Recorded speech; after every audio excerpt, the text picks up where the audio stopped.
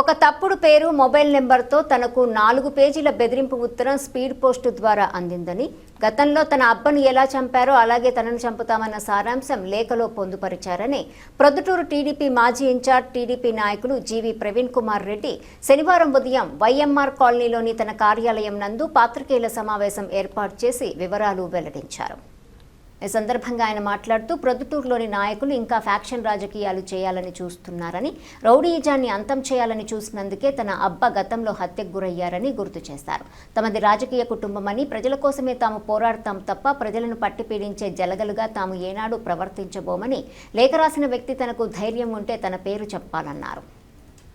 ప్రొద్దుటూరు నియోజకవర్గ ప్రజలందరికీ ఈ ప్రెస్ మీట్ పెట్టేదానికి ముఖ్య ఉద్దేశం ఏంటంటే, ముఖ్య కారణం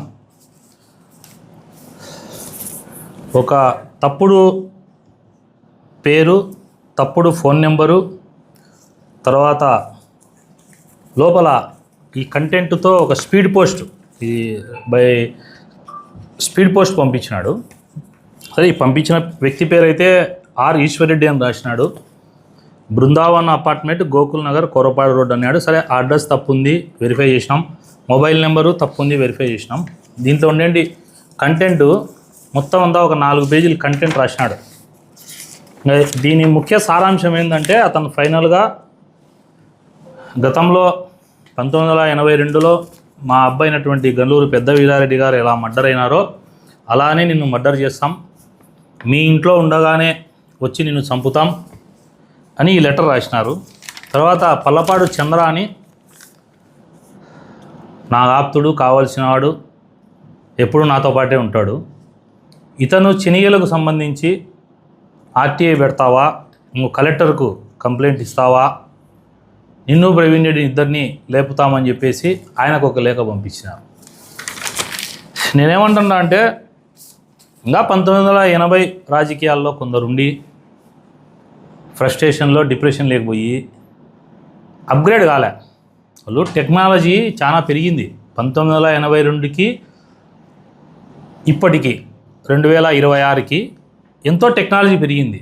ఈ అప్గ్రేడ్ కాకుండా ఎవరైతే ఈ లెటర్ రాసినారో వారిని ఉద్దేశించి చెప్తానా, దయచేసి ఎవరన్నా నా రాజకీయ ప్రత్యర్థులు కానీ రాయకుండా ఉనింటే కనుక నేను మిమ్మల్ని కాదు అనేది, మీరు మమ్మల్ని అంటున్నారా, లేదు మా పార్టీలో ఉండేవాళ్ళ, వేరే పార్టీ ఉండేవాళ్ళ నాకైతే తెలియదు. ఈ లెటర్ రాసిన నీచునికి చెప్తానా, రే నాయన గుంటనక్క, ఎవరైతే లెటర్ రాసినావో గుంటనక్క, నీకు చెప్తానా, ఇట్టా లెటర్లు రాసే భయపడే వంశం కాదు నాది. ఆ లెటర్లో నా వంశాన్ని కించపరుస్తా రాసినావు కాబట్టి చెప్తాడా. ఫస్ట్ లెటర్లకు భయపడే వంశం కాదు మాది. ఇవన్నీ గతంలో మేము దాటుకొని అన్నీ వచ్చినాం. ఆటుపోట్లన్నీ ఎదుర్కొనే అయిపోయింది. నేను ఫైనల్గా మీరు వార్నింగ్ అనుకోండి, రిక్వెస్ట్ అనుకోండి, మంచిగా చెప్తాను అనుకోండి, లేదా ఇంకొకటిగా చెప్తాను అనుకోండి, నేనైతే చెప్తాను, నా జోలికి ఎవడైనా వస్తే నా నడ్డీపుకు ఒక్క కత్తి దెబ్బ తగిలితే మీ వంశంలో, మీ కుటుంబంలో ఒకరికి 10 మందికి నాకేం చేస్తారో అది మీకు చేస్తాం. ఓపెన్గా చెప్తానా. ఎందుకు చెప్తానా అంటే, లెటర్లు రాసి దొంగ పేర్లతో, దొంగ ఫోన్ నెంబర్లతో, దొంగగా పోయి కెమెరాలు లేని సాట పోస్టులు చేయించి నీచమైనోడు ఆ పని చేస్తాడు. దమ్ముంటే, ధైర్యం ఉంటే నీ ఫేస్బుక్ ఐడిలో పెట్టు ఆ లెటరు, లేదు నీ ఫోన్లోంచి వాట్సాప్లో నుంచి ప్రొద్దుటూరు గ్రూపుల్లో పంపి. ఎవడైతే ఈ లెటర్ రాసిన గుంట నక్క వానికి చెప్తాడా, ఇంట్లో మీ కుటుంబ సభ్యులు ఈసారి కన్నా నాకు లెటర్ రాస్తే ఇంట్లో మీ కుటుంబ సభ్యులకు రిక్వెస్ట్ చేస్తాను, వాళ్ళ కుటుంబ సభ్యులకు ఆ గుంటన్నక్కకు అన్నం పెట్టేటప్పుడు అతనికి చెప్పండి, మనం ఏం కర్మ చేసినామో, ఏం పాపం చేసినామో ఈ రోజుటికి మన కుటుంబాలు అనుభవిస్తున్నాం. ఇంకన్నా ఇలాంటి పాప పనులు, దుర్మార్గం పనులు మానుకోండి అని ఆ గుంటన్నక్కకు అన్నం పెట్టేటప్పుడు చెప్పండి. ఆ గుంటన్నక్క వినలేదనుకో, నెక్స్ట్ నేను మా వంశం గురించి రాసినారు కదా, మీ వంశాల గురించి మీ ఇళ్ళ వాళ్ళ గురించి రాయడం తప్పు అయినా మీరు రాసినారు కాబట్టి నేను రాసి లెటర్లు మీ మాదిరి దొంగగా అడ్రస్ లేనోని పేరు రాసి ఫోన్ నెంబర్ లేనోని పెట్టి తప్పుడు అడ్రస్ పెట్టి చెయ్యను. నా అఫీషియల్ ఫేస్బుక్లో పోస్ట్ చేస్తా లెటర్ను. నేనే సంతకం పెట్టి నా అఫీషియల్ పేజీలో పెట్టి సంతకం పెడతా. రెండోది నా వాట్సాప్ నా మొబైల్ నుంచి స్టేటస్ పెడతా. ఏం పీకుతావో పీక్కో గుంటనక్క, ముసలినక్క రాసిందో వయసు నక్కలు రాసినాయో ఏ గుంటనక్క రాసిందో నాకైతే అర్థం కావడంలే. బట్ నేనైతే సీరియస్గా చెప్తానా, మీరు నన్ను గన ఇట్లనే కలబెడితే మీకేం జరుగుతుందో మీ ఇళ్ళ వాళ్ళకు నేనైతే నోటితో చెప్పలేను. రెండోది మా వంశం గురించి మాట్లాడతావా? మా గన్లూరు పెద్ద వీరారెడ్డి ప్రొద్దుటూరులో రౌడీజాన్ని ఆ రోజు ప్రజలకు ఉండే ఇబ్బందుల మీద పోరాడి నందుకు మా మర్డర్ అయినాడు. ఆస్తి కోసం కాదు చంపింది, ఇంకొక అక్రమ సంబంధాల కోసం కాదు చంపింది. కేవలం ప్రొద్దుటూరులో ఆనాటి రౌడీజాన్ని అణిచినందుకే అడ్డం ఉన్నాడనే ఉద్దేశంతో ప్రజల కోసం మా చనిపోయినాడు. మా కుటుంబంలో 2 ఎమ్మెల్యేలు అయినారు. మా కడుపున పుట్టిన 2 ఎమ్మెల్యేలు అయినారు. ఒకటి మా మేనత్త తంబల్లపల్లి ఎక్స్ఎమ్మెల్యే ఏవి లక్ష్మీదేవమ్మ. నెంబర్ 2 మా పెదనాయన వీరశివారెడ్డి గారు కమలాపురానికి ఎమ్మెల్యే అయినాడు. తర్వాత మా మేనత్త కొడుకు ఏవి ప్రవీణ్ కుమార్ రెడ్డి తంబల్లపల్లికి ఒకసారి ఎమ్మెల్యే అయినాడు. ఇది మా కుటుంబ చరిత్ర. మీ ఇంట్లో అయింటే నువ్వు ఒకరిని వింటావు ఎమ్మెల్యే, లేదా ఈ లెటర్ రాసిన వాళ్ళు ఎమ్మెల్యేలు అయినారో లేదో కూడా నాకు తెలియదు. ఒకవేళ అయినా ఒకరు అయింటారు. మా ఇంట్లో మా అబ్బాని అంటావు. ఇంకోటి చెప్తానా, ప్రొద్దుటూరు ప్రజల కోసం ఆనాడు మా మేనత్త భర్త అయినటువంటి చలమారెడ్డి గారు ప్రొద్దుటూరులోనే ఆయన కూడా ప్రజల కోసం పోరాడే ప్రాణాలు పోగొట్టుకున్నాడు. మా మామ ఎమ్మెల్సీగా ఉన్న ఉమాశంకర్ రెడ్డి గారు మా మేనత్త లక్ష్మీదేవ మా భర్త ఉమాశంకర్ రెడ్డి గారిని ఎమ్మెల్సీగా ఉంటే ఆ రోజు ప్రజల కోసం పోరాడంటే చనిపోయినాడు. మా ఇంట్లో మా అబ్బకు పెద్ద కొడుకు అయినటువంటి రాఘవరెడ్డి గారు రిటైర్డ్ చీఫ్ ఇంజనీర్ అయినాడు. నెక్స్ట్ డాక్టర్ కృష్ణారెడ్డి పెదనాయన, ఆయన 1989లో ఎమ్మెల్యేకి కూడా కంటెస్ట్ చేసినాడు ప్రొద్దుటూరులో. తర్వాత సంటి వీరారెడ్డి అని మా పెదనాయన కోవటంకు కానీ ప్రొద్దుటూరులో ఈనాడు ఎమ్మెల్యేలైన వాళ్ళు కానీ లింగారెడ్డి అని అయితే అత్యంత ఆప్తుడుగా 2 అన్నదమ్ములు మాదిరినారు. ఆనాడు ఎమ్మెల్యే అయిన వాళ్ళందరికీ కూడా ఆయన జోబిలో నుంచి డబ్బు పెడితే వీళ్ళ వెనకాల మనుషులు తిరుగుతున్నారు. ఆయన సొమ్ము తినని పొలిటీషియన్ లేడు పొద్దుటూరులో. ఆయన షెల్టర్ తీసుకొని పొలిటీషియన్ లేడు పొద్దుటూరులో. తీసుకొని ఆయన మా పెదనాయన్ని మళ్ళీ దారుణంగా వెన్నుపోటు పొడిచి, సరే అదంటే రాజకీయం, అది వదిలేస్తాం. తర్వాత మా కుటుంబము ప్రజల కోసం, మా వంశం ప్రజల కోసం ప్రాణాలు పోగొట్టుకున్నాం తప్ప ప్రజల ఆస్తులకో డబ్బులు తీసుకోలే. మీలాగా మీ వంశం ఎట్లాంటిది, అప్పులు ఇస్తే అప్పులు ఇచ్చిన చంపిన వాళ్ళ చరిత్ర మీది, లేదా డబ్బుల కోసం మనుషులను చంపే చరిత్ర మీ వంశానికి ఉంది. మా వంశంలో ప్రాణాలు కోల్పోయినాం, బాధితులం మేము. అయినా కూడా ఏనాడు మేము ఫ్యాక్షన్ ఎంకరేజ్ చేయలేదా? పొద్దుటూరులో మా ఇబ్బంది చంపినారనో, లేకపోతే తంబల్లపల్లిలో మా మేనత్తను భర్తను చంపినారనో మేము చేయలే. ఈ రోజుటికి తంబల్లపల్లికి పోయి అడుగు, గుంటనక్క మా మేనత్తను లేడీ హీరో అంటారు. అంటే ఒక మహిళ తన భర్తను చనిపోతే అంత 2 చిన్న పిల్లోళ్ళని పెట్టుకొని ఆ రోజు టీఎన్ ఫ్యామిలీ, కలిచర్ల ఫ్యామిలీ అంటే తంబల్లపల్లిలో పెద్ద భూస్వాములు, కోట్లకు డబ్బులు ఆ రోజుల్లో ఉండేళ్ళు. అట్లాంటి వాళ్ళ మీద ఒక మహిళ మా మేనత్త నిలబడి ఎమ్మెల్యే అయింది. గుంటనక్క నువ్వెంత, నీ బతుకెంత, సిగ్గులే మానంలే నీకు? ఊరికే వయసు పెరిగింది, మనిషికి బుద్ధి పెరగదా? ఇట్లాంటి రాపిస్తావా లెటర్లు? రా, దమ్ము ధైర్యం ఉంటే రా, నేనుండా పొద్దుటూరులోనే, మా ఇంట్లోనే ఉండా. లెటర్లో ఇంటికి వచ్చి చంపుతామంటావా? ఏం గాజులు ఉన్నాయా చేతికి? చూడేమన్నా మా గాజులు ఉన్నాయా చేతులకు? చూచంటరా నువ్వు పంపిస్తే. చెప్తానా చూడు, నాకేదన్నా జరిగితే ఈ ప్రెస్ మీట్లో ఉండే రికార్డే ఉంటుంది. ఒకరికి 10 రాసుకో, ఇదో 2 ఏళ్ళు చూపిస్తానా, ఒకరికి 10 మంది రా తగులు ఎవడో. ఏమంత అంత అంత కళ్ళకు కొవ్వు ఎక్కిందే? లెటర్లు రాపిచ్చి భయపెట్టాలని చూస్తావా? లెటర్లకు భయపడవన్నా నేను జైలుకు భయపడలే, పోలీసు వాళ్ళ దెబ్బలకు భయపడలే. రెండోది చంపుతామంటేనే ధైర్యంగా 2019 నుంచి 24 వరకు తెలుగుదేశం పార్టీ కష్టకాలంలో ఉన్నప్పుడు పార్టీ ఇక్కడ ఎవరే కానీ జెండా పట్టుకునే నాదుడు లేని రోజే ధైర్యంగా పట్టుకునే జెండా నేను. నీ అటోని ఉడత ఊపులకు భయపడతానా నేను? ఈ లెటర్ వెనకాల ఎవరున్నారనేది అడిషనల్ ఎస్పీ గారికి ఫిర్యాదు చేసిన. మొత్తం దీని వెనకాల ఎవరున్నారో నిజాలు తెలుస్తాయి.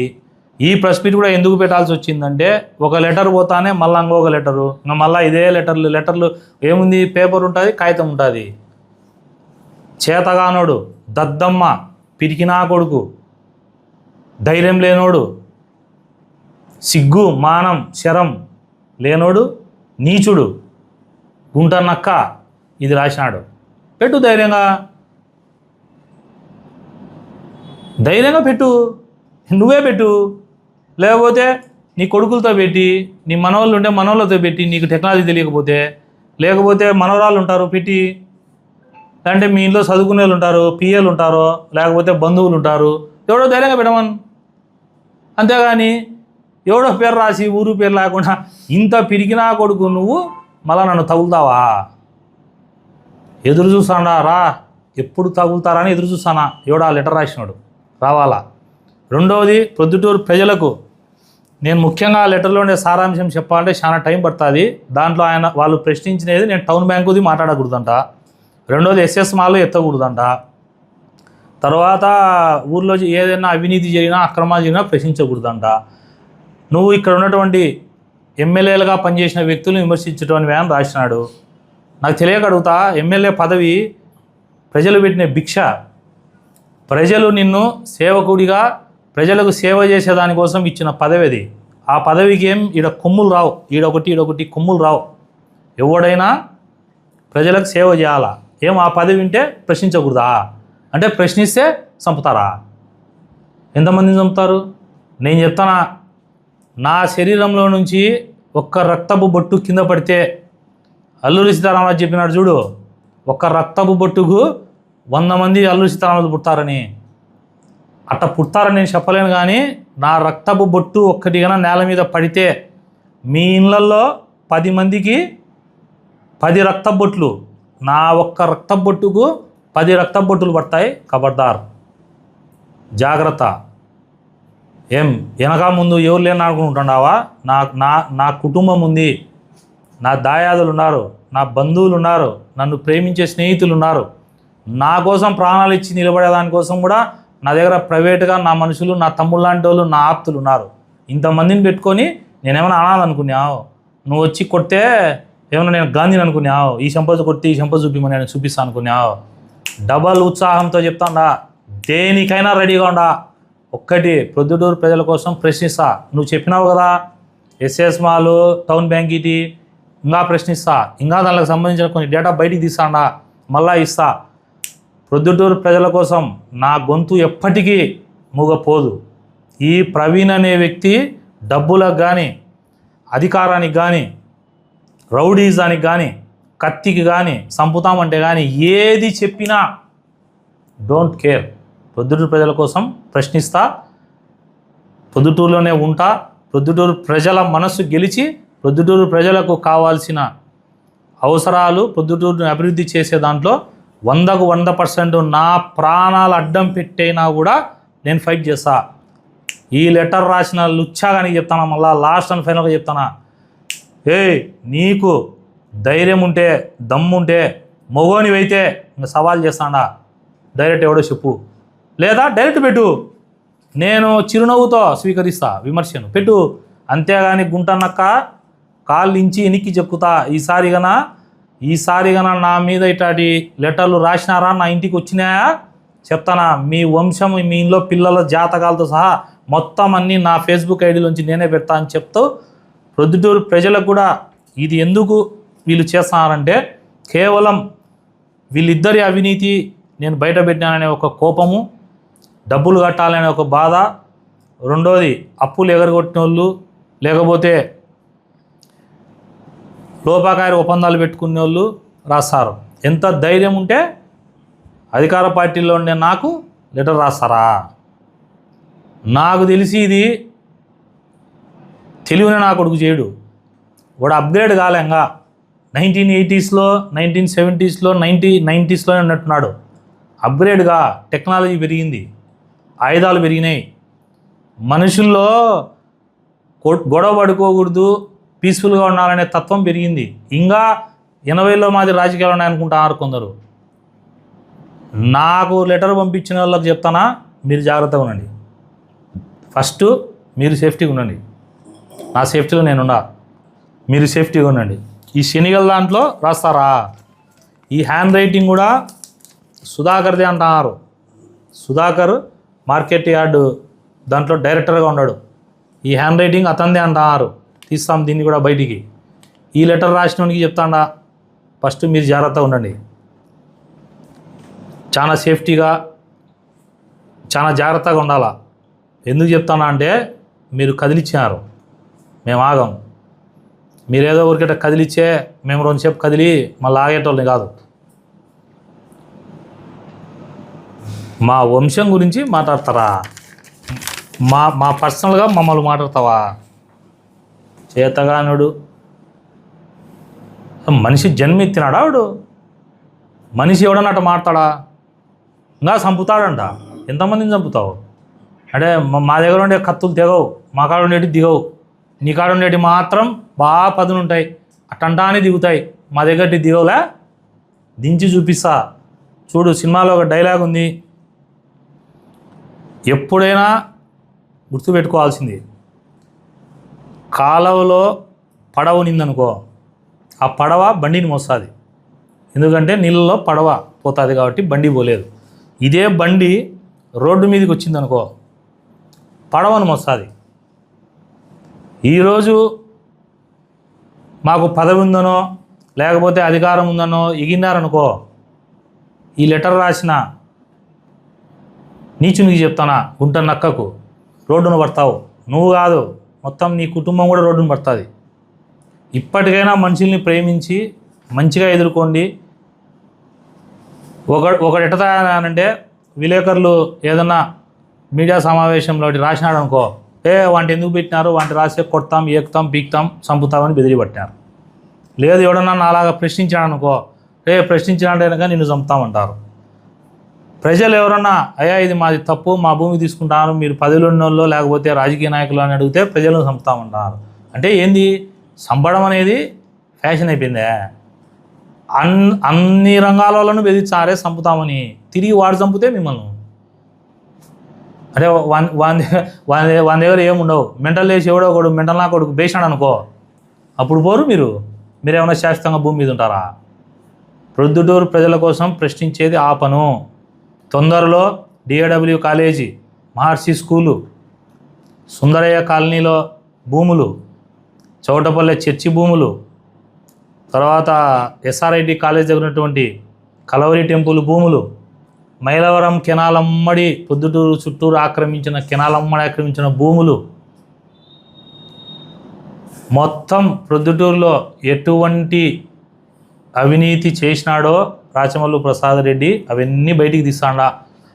తీసినప్పుడు ఆ బంతి అది ఎవరిని తగులుతాడో నాకు తెలీదు, మొత్తం అయితే బయటికి తీస్తాడా. అన్ని భూముల్ని తీస్తా.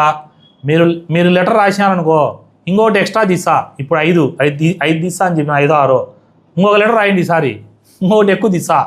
అంతే తప్ప తగ్గేది ఉండదు. తగులుదామంటే ఎప్పుడైనా తగులుతా.